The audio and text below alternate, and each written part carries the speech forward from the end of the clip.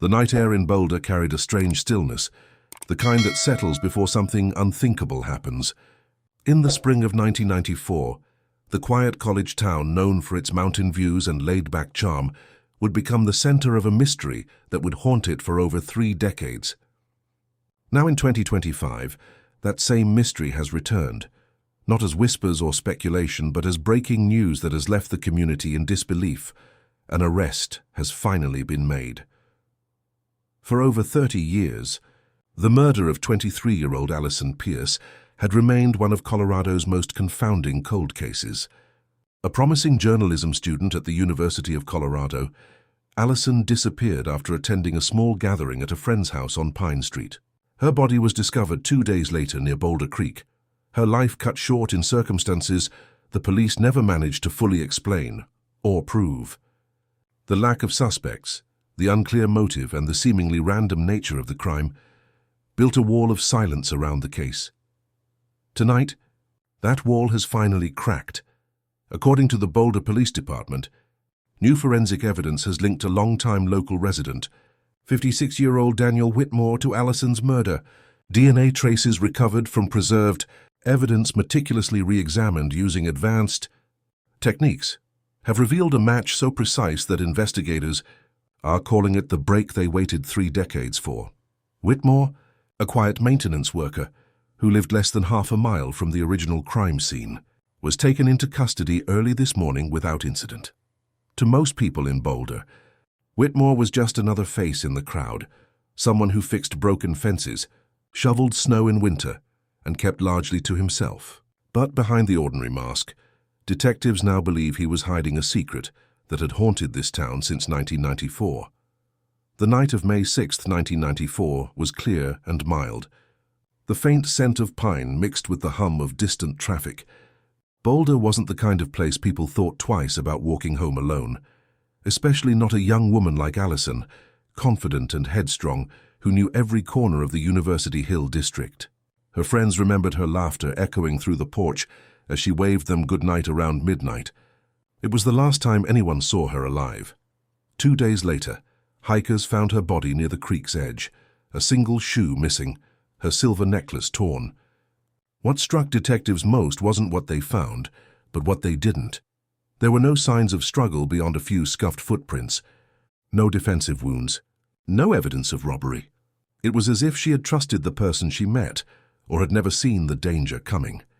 Detective Raymond Cole, a veteran of the Boulder PD, was among the first at the scene. He would later say that something about the stillness of that morning stayed with him for years. The sound of the water, the light breaking through the leaves, it all seemed too peaceful for what had happened there.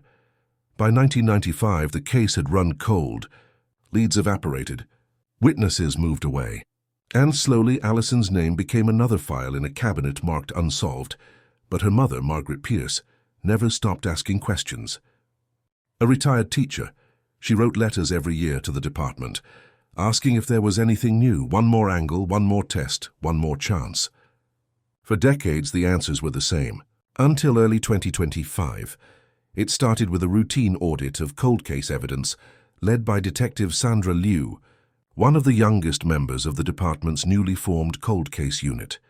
When she reopened Box 94A15, the one tagged Pierce, Allison, she found several items that had never been tested using modern techniques: a scrap of cloth from Allison's jacket, a small plastic clip, and a cigarette butt found a few feet away from the body. When the results came back from the state forensics lab 3 weeks later, the match shocked everyone. The DNA didn't belong to anyone in the old suspect pool. Instead, it matched Daniel Whitmore, a man with no prior record, no connection to Allison, and no reason to appear anywhere near that creek in 1994. The announcement hit Boulder like a thunderclap. Neighbors described Whitmore as polite, quiet, and dependable. He worked nights, rarely spoke about his past, and kept his house immaculately clean. The only odd thing anyone remembered was how he always avoided walking near the creek. One neighbor recalled how he once turned back midway through a stroll, muttering something about the place giving him bad memories. As the news spread, journalists crowded the steps of the police department. 24-hour coverage flooded every local network. For those who had lived in Boulder since the 90s, the word closure began circulating, though few knew what that truly meant after so much time. Detective Cole, retired now, grey-haired and worn but still sharp, watched the news from his living room. For him, this wasn't just a case. It was the one that had kept him up through countless nights, wondering what clue he had missed. Hearing Whitmore's name broke something inside him, a mix of relief and regret, knowing the answer had been living just a few streets away all along. In an interview later that week, Cole said quietly, "We always knew the truth was still here. We just didn't know whose shadow it was hiding under." What made it all the more disturbing was how normal Whitmore's life had been since then. Married for nearly 20 years, no children, no criminal record, no hint of violence. Colleagues described him as methodical, even timid. But the evidence told another story, one that pointed to a predator who had managed to blend in for 3 decades. As detectives began retracing Whitmore's past, small inconsistencies surfaced. Time cards that didn't match his alibis, a sudden move in June 1994, gaps in his employment history. Bit by bit, the portrait of a man who had carefully sculpted his invisibility began to emerge. Boulder, for all its beauty and calm, was a city built on memory. The students came and went. The seasons changed. The mountains stayed the same, but some wounds like Allison's had never healed. And now, for the first time in 31 years, the town found itself staring into its own reflection, asking, how could this have gone unseen for so long?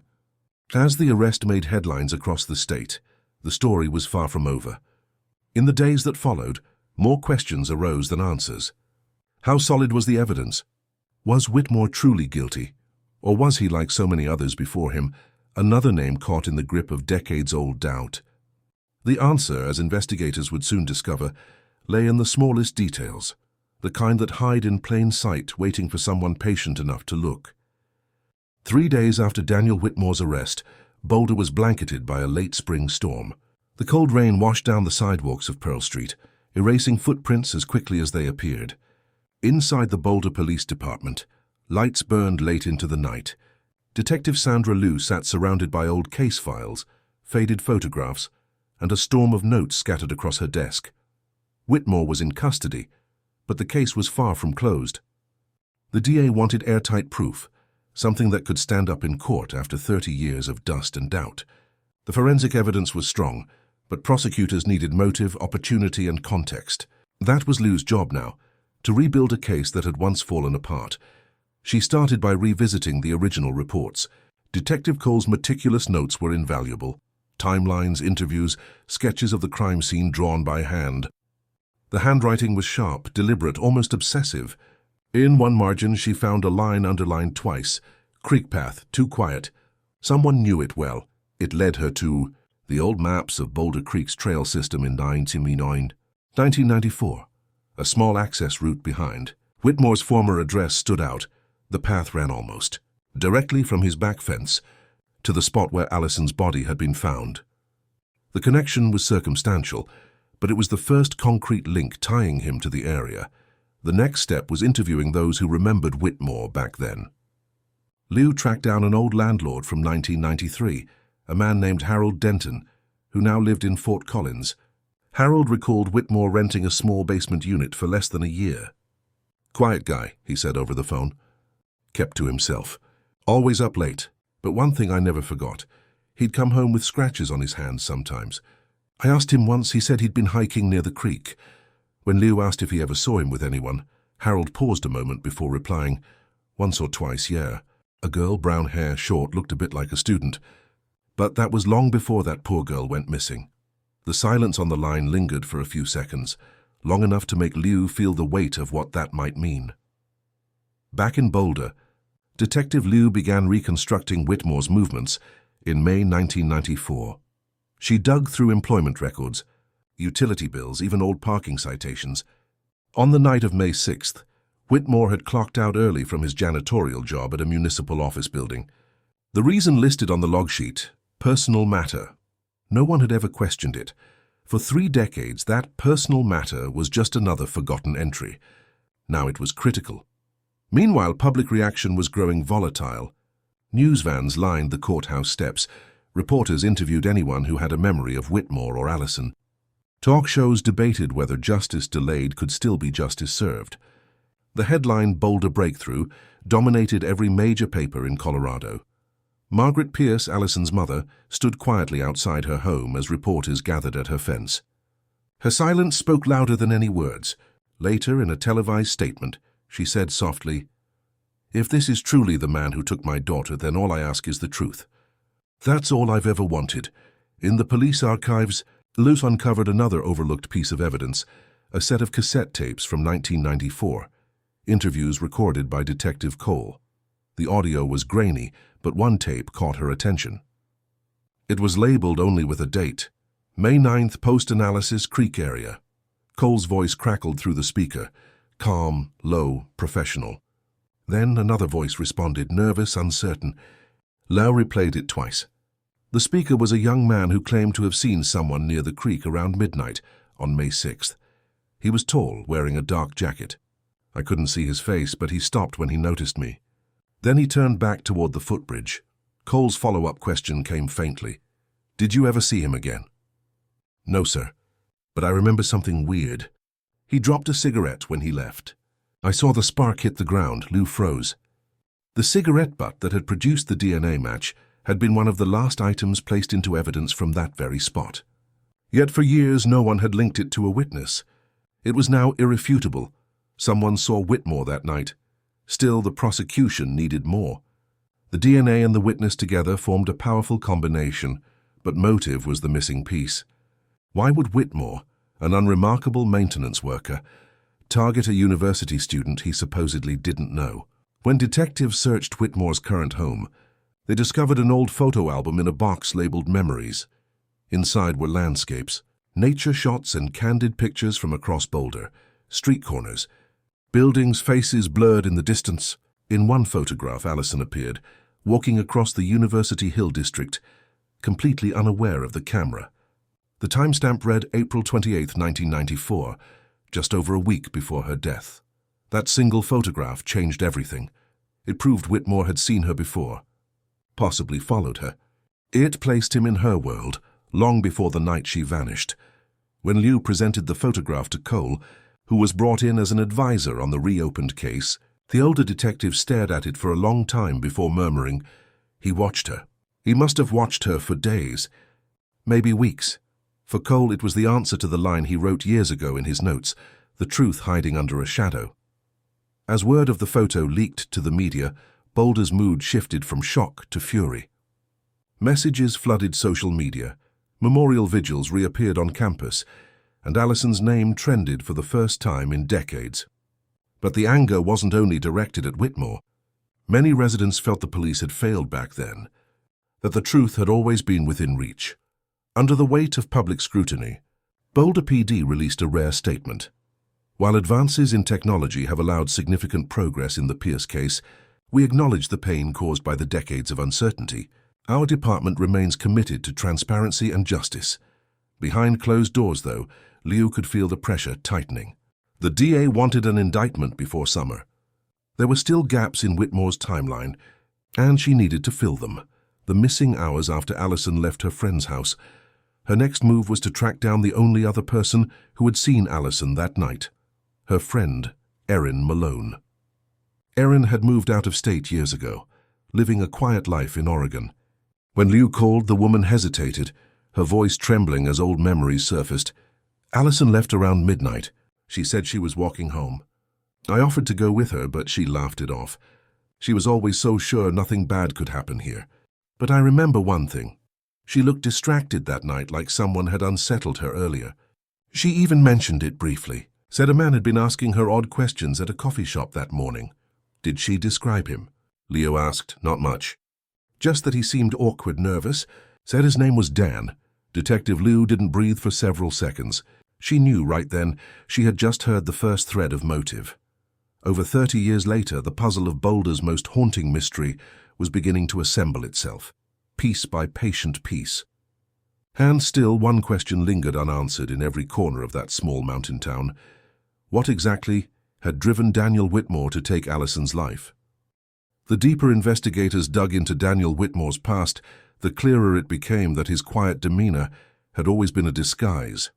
Behind the polite nods and calm gestures, there was a man defined by patterns, rituals that, once interpreted, revealed something far darker than anyone had expected.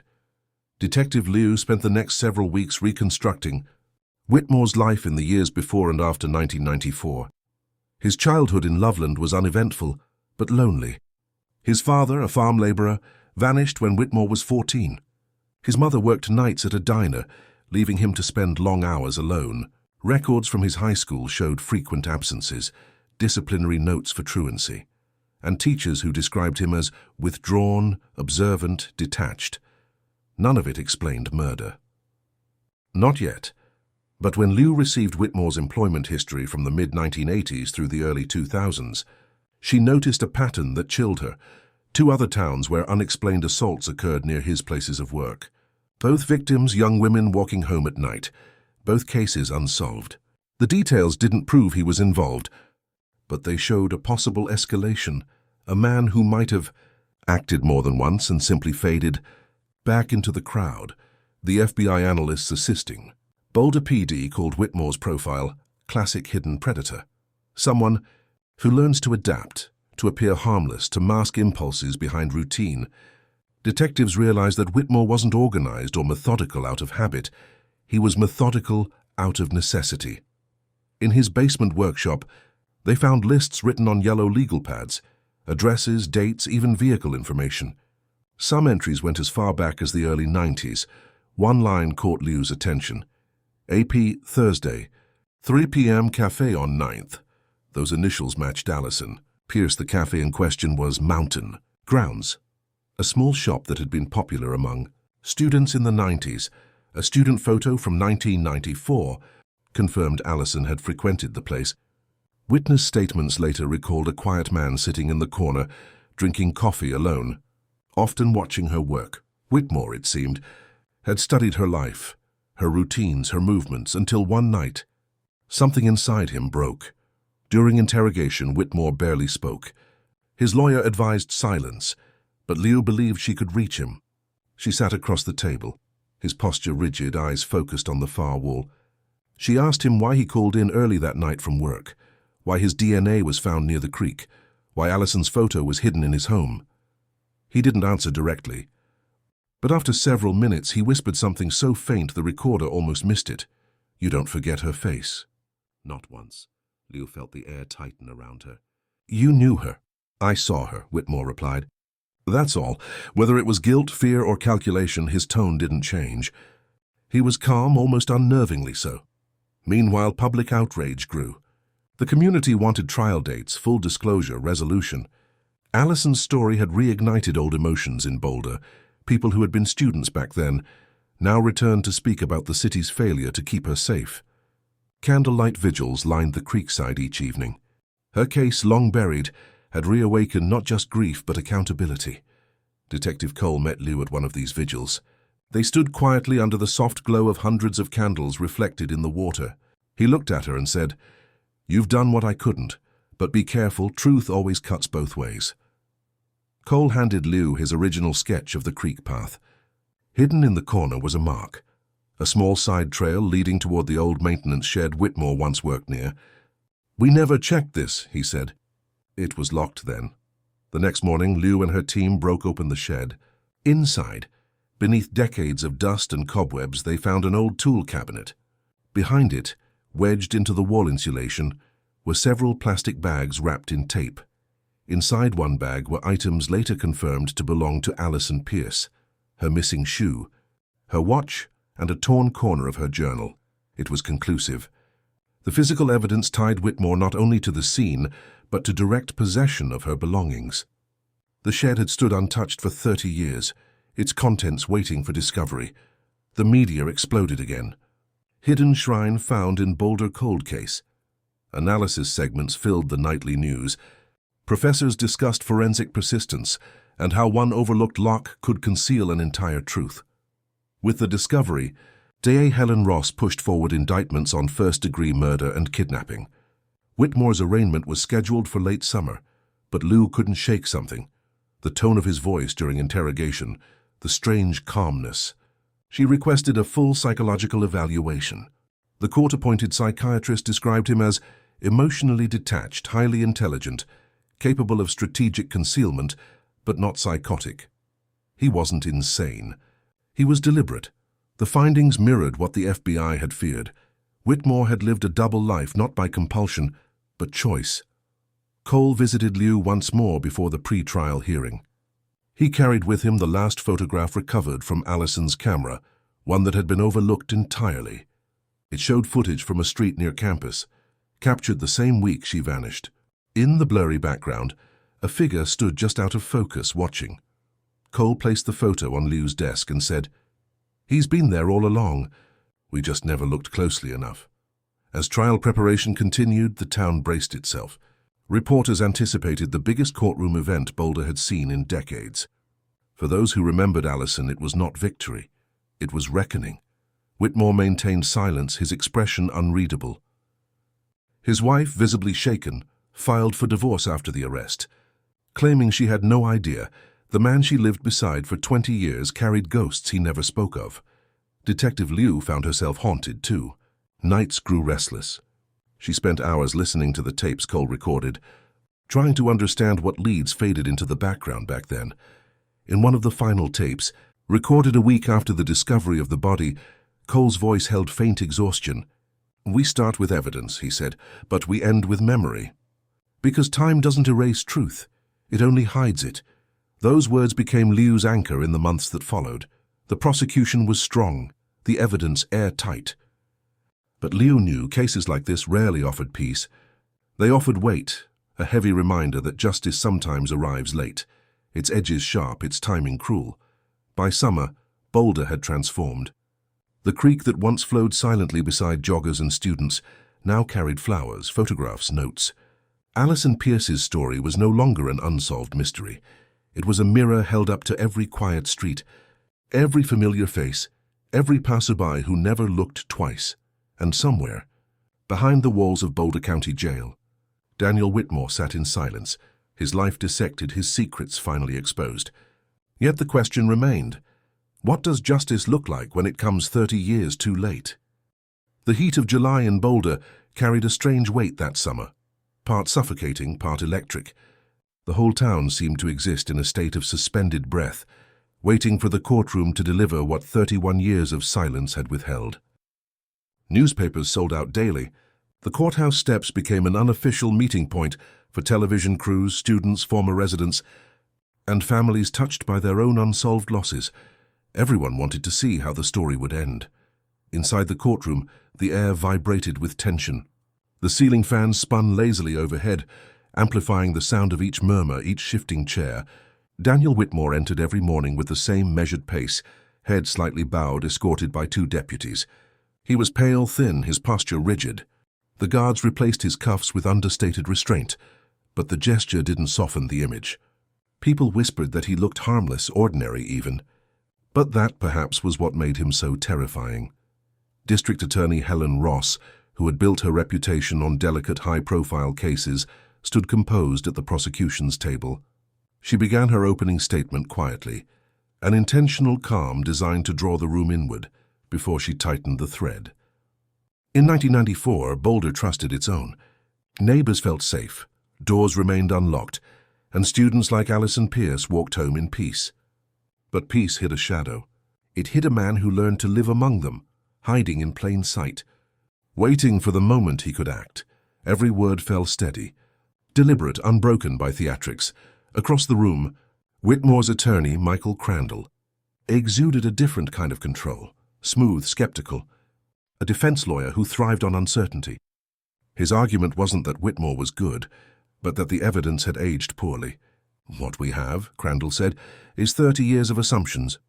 Aging witnesses, mishandled storage, DNA samples that cross decades of custody. If we convict on nostalgia, not proof, then none of us is safe from history's mistakes." The trial lasted 21 days. 21 days of meticulous review. Grainy photos, hollow testimonies, and old regrets finally brought out of storage for public display. Detective Sandra Liu was the star witness. Her voice never faltered once as she guided the jurors through each piece of recovered evidence, from the cigarette butt and photo album to the shed that had hidden Allison's belongings.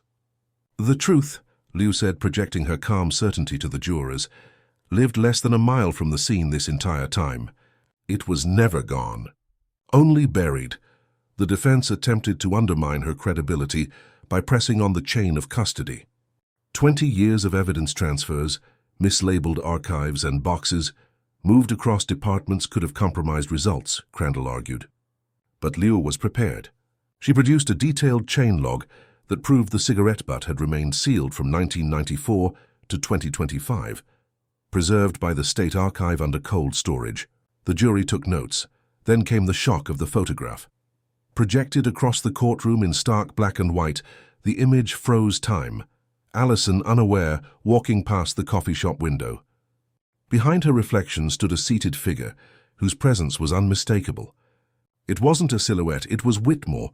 When asked what reason he had to photograph the victim, he declined to answer, his jaw tightening, his gaze shrinking to the tabletop in front of him. The jury's faces told a story of their own, the discomfort of realizing that the person on trial might have watched the victim for weeks before. Acting outside, rain came suddenly, turning the courthouse lawn to mud. The press huddled under tents, broadcasting updates by the hour. Boulder's past had resurrected itself, and no one could look away. As the prosecution built its case, they brought back Detective Raymond Cole as a key witness. He hadn't expected to testify, but Liu insisted his original perspective mattered. When he took the stand, the courtroom fell silent. He was older, frail, his hair white, his voice softened, but his memory was sharp. "I remember the morning we found her," he said quietly. The birds were still singing. It didn't make sense. How could the world sound so peaceful when something so wrong had happened there? He looked toward the jury. "We all missed something, and I've lived with that for 30 years. But I believe we have it now. Every missing piece." Cole's emotional restraint broke only once, when Ross held up Allison's journal, its torn corner recovered from Whitmore's shed. He hadn't seen the artifact in decades. His hand covered his mouth before he whispered, "We were looking for her truth the whole time. We just didn't realize it was still here." His testimony drew quiet tears from the gallery, including Margaret Pierce. She had attended every day of the trial in silence, her grief locked behind composure. Her presence commanded quiet respect. On the defense's side, Crandall tried to redirect attention toward procedural flaws. He planted seeds of doubt about the DNA test's chain of reference, about other potential suspects overlooked in 1994. He spoke of a transient man seen near the creek, weeks before the crime, about how public paranoia could distort memory. His strongest moment came when he held up the photograph of Whitmore and Allison, saying, "Would a guilty man keep what could condemn him for 30 years? Or would a lonely man cling to the last image of someone who never noticed him?" The courtroom rippled with unease. Crandall's tone was deliberate, pushing sympathy toward ambiguity. But forensic science, not sentiment, anchored the case. State experts confirmed that the DNA had less than a 1 in 2.4 trillion chance of random match. The journal scrap bore fibers from the same brand of work gloves Whitmore had worn as a maintenance employee. The cigarette filter contained both Whitmore's DNA and traces of Allison's perfume, microscopic. Residue confirmed by advanced chemical analysis. Crandall had no rebuttal strong enough to shatter. Data this precise. When Whitmore was called to the stand, he was eerily composed. His voice was soft, restrained to the point of dissociation. "I saw her around," he said. "It's Boulder. It's small. Maybe I talked to her. Maybe I didn't. I don't remember her face until you all showed me that photograph." But then D.A. Ross shifted her line of questioning. "Do you recall May 6, 1994? I worked that night. Your supervisor testified you left 3 hours early. I wasn't feeling well, and yet you didn't clock back in or return home. You didn't appear anywhere again until sunrise." Whitmore paused, breathing unevenly. His lawyer whispered for restraint, but he answered anyway. "I walked," he said. "I like quiet places." "Near the creek?" Ross asked. "Yes," he admitted. "Near the creek." That single admission landed like a hammer. It placed him at the crime scene at the worst possible time. A murmur swept the audience. Crandall buried his face in his notes. Through the final days, Ross pieced her closing argument carefully. For years we called this case unsolved. But the truth was never lost. It was ignored by the man who hid behind silence. Alison Pierce's story ends today not because science has evolved, but because accountability finally reached him. The jury deliberated long into the night, 6 tense hours of waiting that stretched like a lifetime. When the foreman finally stood to read the verdict, no one exhaled. On the charge of first-degree murder in the death of Alison Pierce, the courtroom froze. We find the defendant, Daniel Whitmore, guilty. The sound that followed wasn't a cheer or applause, it was a collective release. Margaret Pierce pressed her hand to her heart, tears streaking down her cheeks. Detective Liu lowered her gaze, whispering something inaudible, perhaps a thank you, perhaps a prayer. Whitmore didn't move. His face remained blank, expressionless, as if the verdict was of someone else entirely. When the judge read the sentence, life without the possibility of parole, the court remained hushed. Cameras flashed once, twice, before the deputies led him away. He turned only once, eyes scanning the crowd for a face that wasn't there. Then, quietly, he disappeared behind the courtroom door, swallowed by the justice system as the door clicked shut. Outside, thunder rolled across the mountains, echoing down through Boulder Valley. Reporters shouted, students gathered, and strangers hugged as if closing a wound that had taken 3 decades to heal. But for Detective Liu, the sound of the rain drowned it all. She stepped into the storm, letting the water soak her blazer. She didn't feel victorious, only hollow and restless. Justice wasn't glory.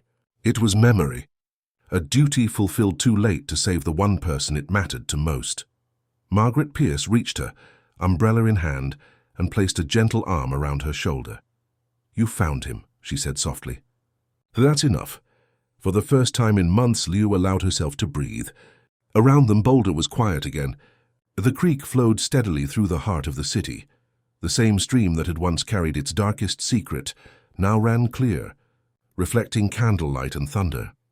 31 years had passed, but the story was finally complete. Justice had come at last, but every raindrop that night whispered the same truth. Closure only belongs to the living. The verdict had been read, the sentence delivered, and the headlines already declared Boulder's long nightmare over. But for those who had lived through it, the investigators, the families, the people who remembered Alison's laughter echoing across University Hill, the story didn't end at the courthouse. Justice, as it turned out, didn't silence echoes. It amplified them. Detective Sandra Liu spent the days following the trial in a haze of interviews, processing reports and empty congratulations. Her phone didn't stop ringing. Requests from college journalism classes, national crime podcasts and television producers wanting her account of how the case finally broke. She answered politely but briefly. The glamour others saw in solving a legendary cold case held no real comfort for her. All she could think about was what years of waiting had done to the Pierce family. Margaret Pierce no longer cried in public.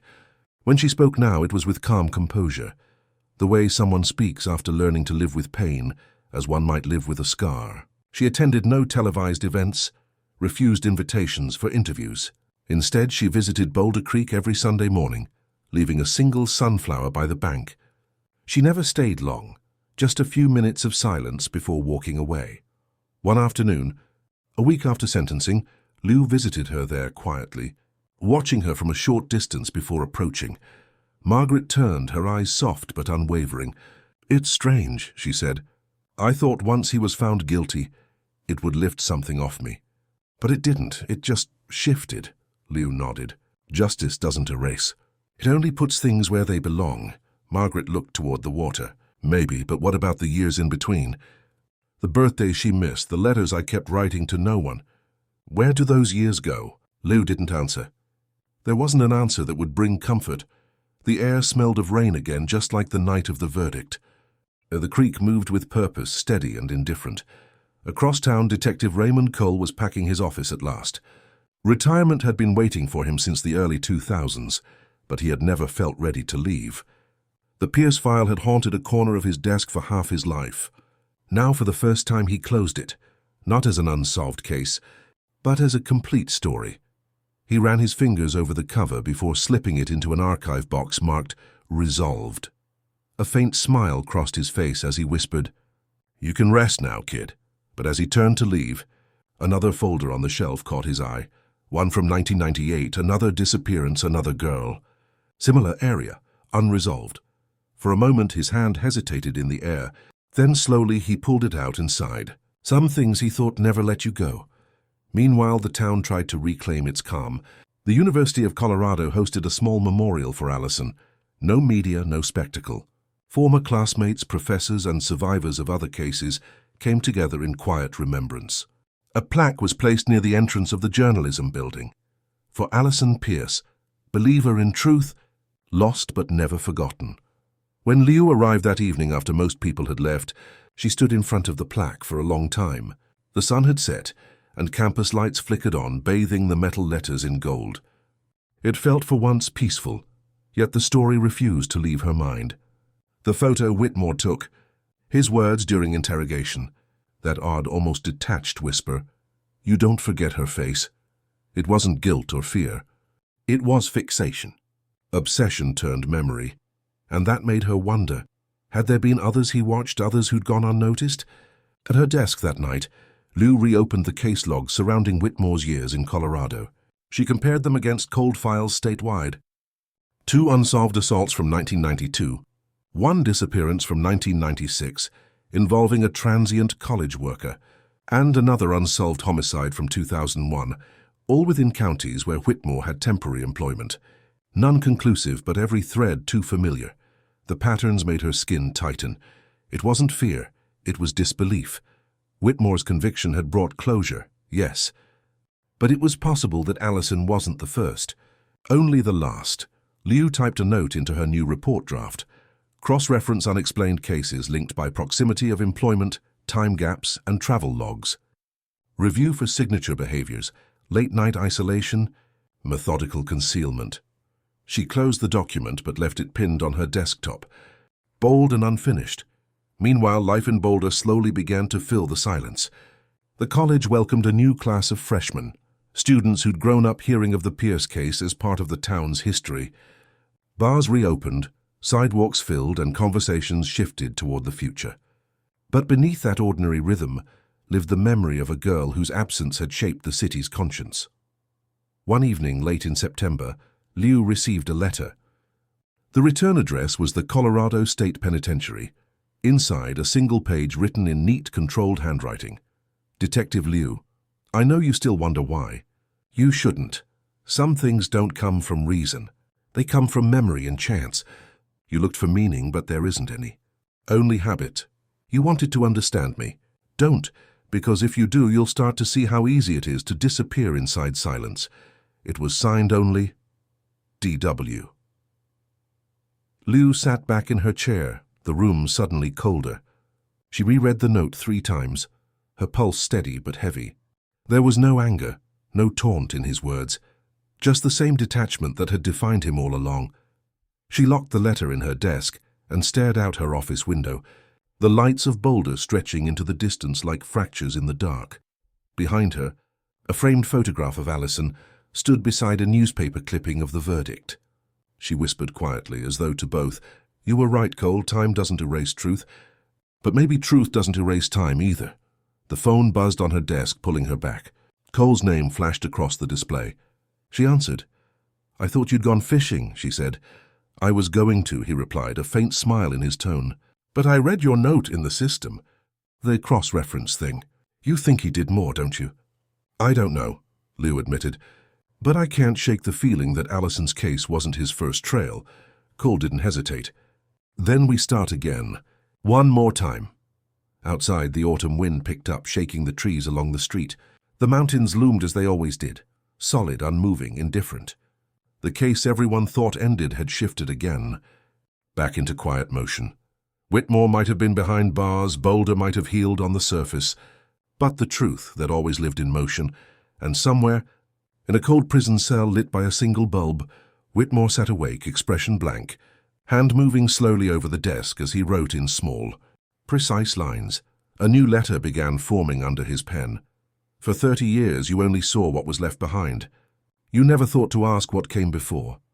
He smiled faintly to himself, and in that moment, the story that Boulder thought was over began again. Autumn descended on Boulder slowly that year. The yellow leaves drifted across the same streets where rally signs had once hung, and the mountains glowed burnt orange each evening before swallowing the town in early dusk. Life on the surface was calm again, but inside the police department, a quiet unease had taken root. Detective Sandra Liu kept the letter from Whitmore sealed in an evidence bag inside her desk. She told herself it was just a formality, part of procedure, but in truth she couldn't bring herself to discard it. The note's last line echoed in her mind more than she cared to admit. You never thought to ask what came before. She wasn't supposed to respond, not directly. Yet every time she looked at Allison's photograph, or the list of other unsolved cases she'd compiled, the implication gnawed at her. What if he wasn't taunting her? What if it was a clue? She spent evenings combing through archived files, old crime scene photos from other towns Whitmore had once lived in. Loveland, Longmont, Pueblo. The similarities were unsettling. Each victim was a young woman between 20 and 30. Each disappeared after nightfall, each found near water. The signature wasn't precise, but the rhythm, the ritual, felt deliberate. One file stood out. Case number 1992, L17, Loveland. The victim's name was Sarah Lang, a 25-year-old teacher who vanished after leaving work late. The case report mentioned a custodian who had quit the school shortly after her disappearance. Name, Daniel W. When Liu compared handwriting samples from his employment form in 1992 with his current prison letters, they were identical, tight, slanted, organized. She exhaled slowly, the weight of confirmation settling over her. The realization that Allison Pierce might not have been his only victim rewired everything she thought she knew about Whitmore. Still, she couldn't open a new investigation without evidence connecting him physically to earlier crimes. The statute of limitations had long expired for assault cases, though not for murder. If Whitmore had killed before, the only path forward was proof. DNA, witnesses, or items hidden somewhere only he would know. Cole was the first person she told. He invited her to his porch one brisk October afternoon, thermoses of coffee between them, the mountains glowing pale behind his aging oak trees. He listened quietly as she laid out her findings, her voice steady but charged. When she finished, Cole leaned back, exhaling. "You're chasing the echo," he said. "I'm chasing the pattern," Liu replied. He paused a moment, then nodded. "Same thing, different name." Liu produced copies of the letters, Whitmore's original and a second one he sent the week before. This new one had arrived unsigned, on prison stationery marked with his inmate number. The words were brief but sharp. "There are lakes they never drained. Not all things surface. Some rot in peace." Cole's eyes narrowed. "He's talking about a dump site. I think he's daring us to find whatever's still out there," Liu said. "What if it's nothing? He wants attention, control." "Maybe," Liu admitted. "But what if it isn't?" Silence drifted between them, broken only by the wind rattling leaves across the porch. By the following morning, Liu secured clearance to coordinate with neighboring counties. She drove north on Highway 287 to Loveland, the town where Whitmore spent his early 20s. The landscape was different after 3 decades. New homes, wider roads, but the air had the same chill that the old reports described. At the county storage facility, she reviewed photos of Lake Carter, a man-made reservoir near Whitmore's 1992 residence. Archive officers confirmed that maintenance. Logs showed suspicious activity that summer, lowered. Water levels due to an equipment evaluation, an event undocumented anywhere else. Liu stood on the shore that afternoon, the sun reflecting across the water's pale grey surface. It looked ordinary, peaceful, but so had the creek. She could almost hear Whitmore's flat voice in her head. "Some things don't come from reason. They come from habit." Following her instincts, she ordered ground-penetrating radar to scan the shoreline. The technicians worked until dusk. Around 8:20 p.m., one of them called her over with a hesitant shout. "Ma'am, you'll want to see this. On the monitor." The radar outlined a solid mass buried 4 feet below the surface, a small metal container, roughly 8 inches wide. They excavated with care. When the lid cracked open, the smell of rust and earth filled the air. Inside were 3 items, sealed in a deteriorating plastic wrap.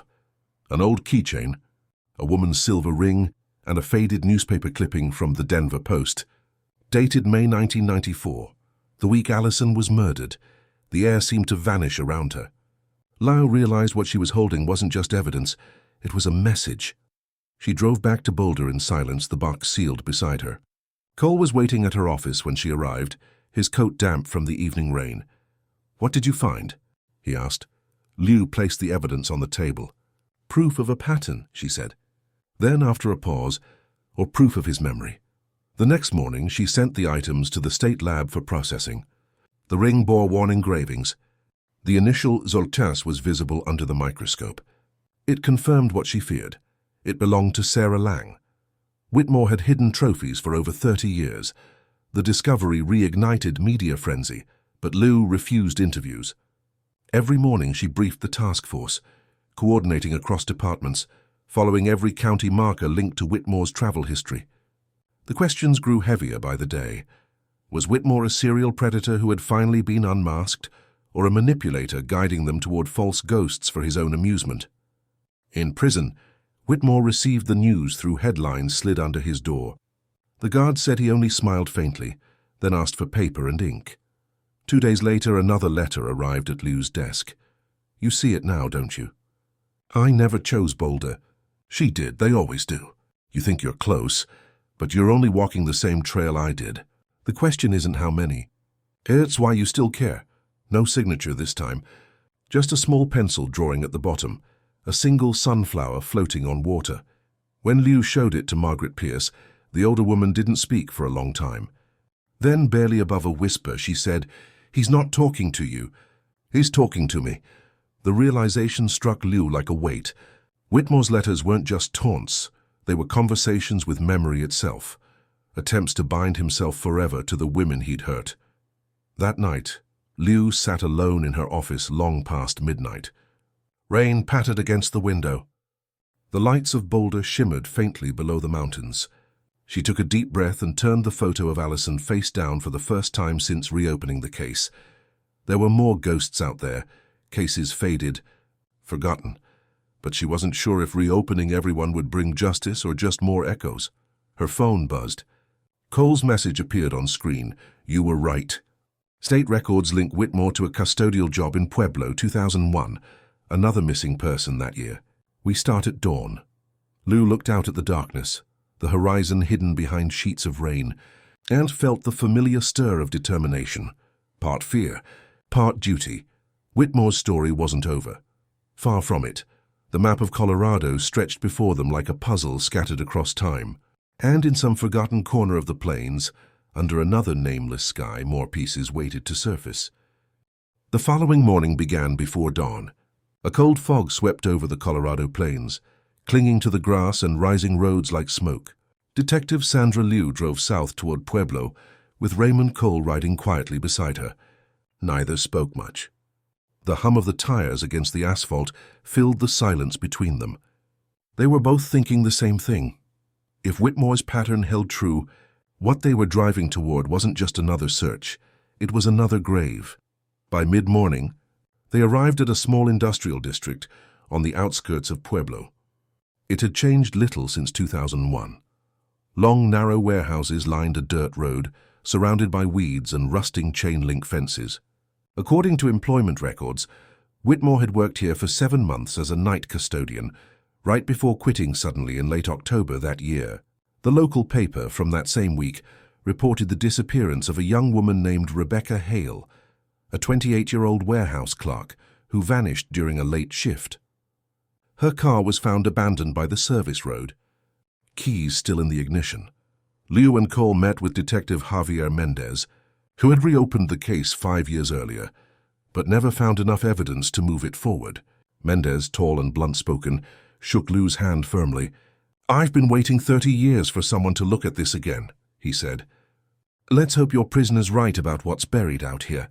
They began by walking the perimeter of the property. Rows of empty lots, concrete slabs, and one dried retention pond now overgrown with cattails. Mendez explained that the area flooded every few years, which made excavation risky. If he dumped anything here, he said, It'd be under yards of sediment by now. Liu crouched by the pond's edge, scanning the ground. Rusted tools, fragments of plastic, bottles. The air smelled of iron and stagnant earth. It was quiet, too quiet except for a flock of crows settled on a nearby fence. Their calls echoed across the lot like something ancient and watchful. Cole joined her. "You think Whitmore was taunting us?" he asked. "Taunting, confessing. Sometimes it's the same thing," she replied. They spent 12 hours mapping the soil, using sensors to identify irregularities. Nothing. The day slipped into dusk. Mendez suggested they return the next morning, but Liu refused to leave yet. Something about the way the terrain sloped, the narrow depression at the northern edge, felt unnatural, as if shaped by human hands long ago. As she moved closer to the slope, her boot hit something hollow. The metallic thud froze her. Cole and Mendez rushed over. Together, they pulled away the layer of dead leaves. Beneath the dirt was part of a corroded metal drum. They called in a forensics team immediately. When the container was unearthed, its lid bent and rusted. The stench that escaped was sharp and chemical. Inside, they found decayed personal items, a tattered handbag, a plastic name badge, fragments of cloth. Tests would later confirm what they already knew. They'd found Rebecca Hale, but that wasn't all. Wrapped in a small plastic pouch beneath the remains was another clipping, another page from the Denver Post. Like before, it was from the week Allison Pierce's murder was discovered. "He left the same article," Mendez said, turning pale. Why the same one?" Liu stared at the yellowed fragment, her voice low. Because the murder in Boulder wasn't his endpoint. It was his centerpiece. Every act before and after was just a reflection of that one night. Cole's face tightened. He wanted us to think Boulder was the last. But it wasn't. It was the only one that ever made him feel seen. They drove home that night under a bruised sky, the evidence sealed in the trunk. Neither spoke for hours. Cole stared out the window, lost in thought. "You know," he said softly, "when I first met you, I thought closure was something police gave people. Turns out, we don't give closure. We just move the pain somewhere else." Liu nodded, her gaze fixed on the dark ribbon of highway ahead. Maybe closure's just a word people use when they run out of questions. Back in Boulder, media chaos erupted again. "Second victim found, burner of shadows," the headline said. Reporters demanded more details about Whitmore's possible connection to Rebecca Hale and other missing women. But the department refused comment. Liu spent the following week cross-referencing every piece of evidence, forming the timeline she once thought complete. The truth was spreading outward now, a web touching places far beyond Boulder. Then, late one night, another letter arrived. It wasn't mailed through the prison system. No return address. Just her name typed neatly. Inside was a single piece of stationery and another of Whitmore's impossible messages. "You aimed your light at Boulder because that's where they told you to look. But you never asked how I learned to hide. What I buried before her wasn't death. It was practice." Below the text was a hand-drawn map sketched roughly, showing a rural highway cutting through foothills northwest of Fort Collins. Cole met her in the office before dawn. "Tell me we're not doing this again," he said. "We have to," Liu answered simply, so they followed the map. The highway led into dense woodland, winding higher until the road narrowed into gravel. The area was secluded, part park, part forgotten forestry land. The drawing matched exactly, down to a curve beside a rock face. They searched for 8 hours before Cole spotted a faint mound near a tree line, the soil oddly rich for the altitude. When they dug, they didn't find remains. Instead, they found a small wooden box, sealed airtight. Inside was a single photograph, black and white, grainy, showing a group of students in front of a Loveland diner. In the corner stood Whitmore, barely 20, half smiling. On the back, one sentence was written in faded ink. "Every habit starts with something you think you can control." Liu stared at it for a long time. It wasn't evidence. It wasn't even a clue. It was history. A glimpse of the man before he learned how to vanish. When they returned to Boulder, rain began to fall again. Liu sat at her desk, staring at the photo beside the case files. "You ever get the feeling," she said quietly, "that finding the truth doesn't end anything? It just makes you responsible for knowing it." Cole smiled faintly. "Knowing is better than pretending not to." The next morning, She received notice from the warden at Colorado State Penitentiary. Whitmore had been placed under psychiatric observation after guards found him standing motionless at his cell window, whispering the same phrase over and over. "They're still looking." Liu closed the file, uncertain if the words were a confession or a warning. Beyond the walls of the prison, new names emerged, new files opened, each one a shadow of Whitmore's pattern, each one leading them further into the silence he had built, layer by careful layer, and deep down she understood that uncovering the full truth wasn't just about Whitmore anymore. It was about what men like him learned from being unseen, and how many had learned it before him. The sound of Boulder Creek drifted through her open window, calm, steady, familiar, just as it had been the night Allison Pierce disappeared. Justice had spoken, but the silence beneath it still remained. Winter crept into Boulder without warning, the first snow falling over pine branches and dim street lamps like a quiet benediction. On the surface, the town had settled. Life had returned to its small routines, students rushing between classes, shopkeepers sweeping powdered frost from sidewalks. Yet beneath the calm, something heavier lingered. The Pierce case had closed in the eyes of the law, but its ripples continued to spread. Every month, Detective Sandra Liu still received 1 or 2 letters from families whose daughters had vanished years ago. They sent photos, timelines, fragments of memory, all asking the same thing. Could it have been him? Most nights, Liu stayed late in the empty precinct, piecing together files no one else wanted to reopen. She didn't speak of obsession, but she felt its shadow. Across her desk lay dozens of maps, each lined with notes and red string connecting dates and counties. The pattern was clearer now. Decades of movement, brief jobs, carefully chosen towns. Everywhere Whitmore had gone, someone had disappeared. There was no end to the list. Only the quiet question of how much truth one heart could bear before breaking beneath it. Raymond Cole visited frequently, though his health had begun to falter. His voice was softer now, but his mind never dulled. He'd bring coffee, his hands trembling slightly as he set the thermos down. "You can't chase ghosts forever," he told her once. Liu smiled at him gently. "Maybe I'm not chasing ghosts," she said. "Maybe I'm tracing the map he wanted hidden." Cole chuckled faintly. "Then promise me this. When you find the last piece, you let it end. Don't let him live in you, too." That evening she drove him home. Snow blurred the windshield, the road glowing silver under the headlights. He looked out at the darkness, speaking barely above a whisper. "Do you know what I think about more than anything? The ones we never found, the ones without names. Somewhere out there, they're still waiting for someone to come looking." A week later, Cole passed quietly in his sleep. The news reached her with the morning snow, a short message from the department, simple and cold. Liu sat alone in her car for minutes that felt like hours, staring at the photo they'd taken after the trial. Cole standing beside her, tired but proud, both faces marked by the long weight of truth. That afternoon, she went to Boulder Creek alone. The same place where everything had started, and in a sense the same place where it had never truly ended. She poured some of her coffee into the water, an old ritual Cole had begun years ago during long stakeouts. It was his way of saying goodbye to unanswered questions. The current carried it away, slow and deliberate. Back at the station, a new envelope awaited her on her desk. No stamp, no inmate seal, just her name printed neatly. Her breath caught. She opened it carefully. Inside was a typed letter in Whitmore's usual precision. "You keep searching for me in the ground, but I was never there. You're looking in fields and rivers. You should be looking closer to yourself." Below those sentences was another hand-drawn sunflower, this one wilting, one petal drifting free. Liu passed the letter to the forensics unit. The results shocked her. No trace of Whitmore's fingerprints or ink match. The paper had been printed outside the prison system. Someone had replicated his writing. Someone who understood the case intimately. The lab director hesitated. "There's something else."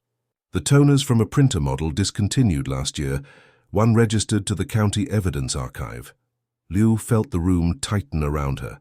Someone inside the system had access to Whitmore's letters, maybe copying them, maybe spreading them. She drove straight to the evidence storage unit, the wind slicing through the night. Inside, one of the archive drawers was open. Whitmore's box, half empty. Several of the old letters were missing.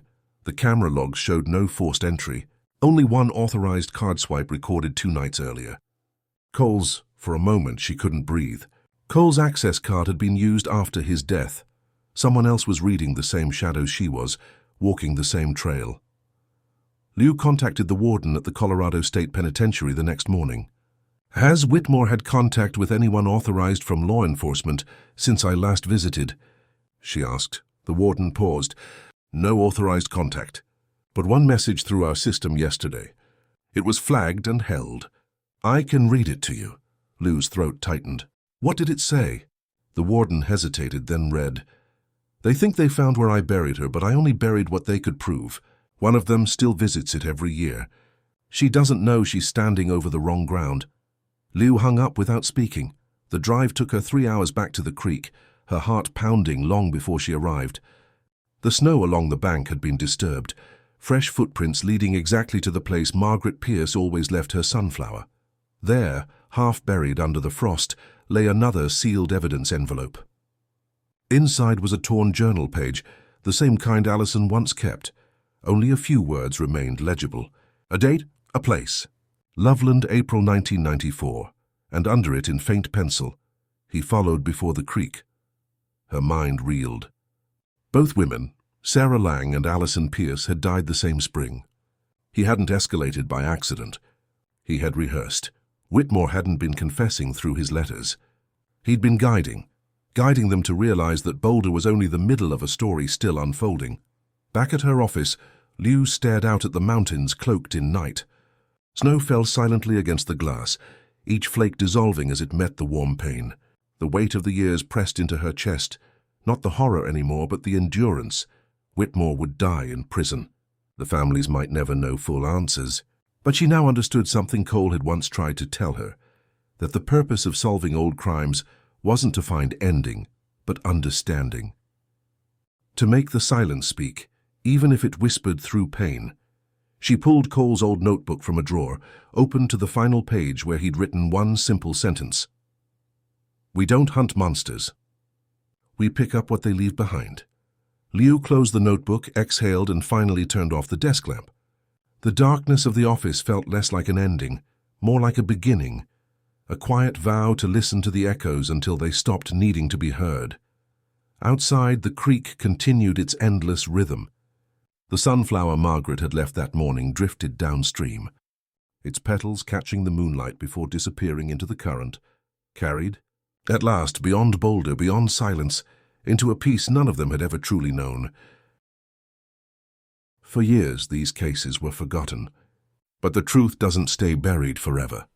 Here we reopen the files, reveal the evidence, and give a voice to those who were silenced. Subscribe now and step inside the archive where time, lies, and justice finally meet. Because every secret eventually speaks.